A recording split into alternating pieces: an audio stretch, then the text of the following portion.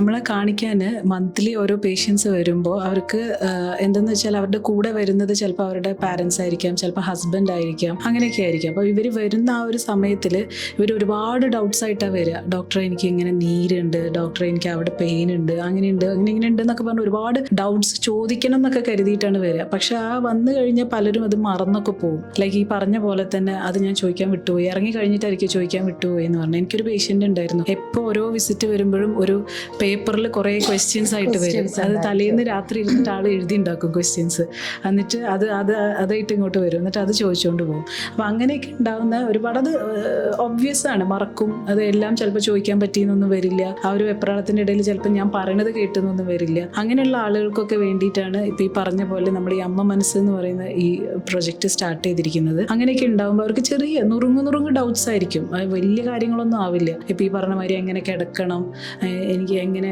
എന്തൊക്കെ എക്സസൈസ് ചെയ്യാൻ പറ്റുമോ, എന്തൊക്കെ കഴിക്കണം, പിന്നെ പനി വന്നാൽ ഇത് കഴിക്കാൻ പറ്റുമോ, ജലദോഷം വന്നാൽ ആരെ കാണിക്കണം, അങ്ങനെയൊക്കെയുള്ള ഒരു ചെറിയ ഡൗട്ട്സ് ആയിരിക്കും. അപ്പോൾ അങ്ങനെയൊക്കെ ഉള്ളതിന് നമ്മൾ ഈ സൂം മീറ്റ് വഴി അല്ലെങ്കിൽ ഈ വാട്സാപ്പ് ഗ്രൂപ്പ് ഉണ്ട്, ഈ വാട്സാപ്പിൽ നിങ്ങൾക്ക് ഡൗട്ട്സ് ചോദിക്കാം. പക്ഷേ ഈ പറഞ്ഞ മാതിരി മെഡിസിൻസ് അങ്ങനെയൊന്നും ഇല്ലെങ്കിലും നിങ്ങൾ ഗൈഡ് ചെയ്യാൻ പറ്റും.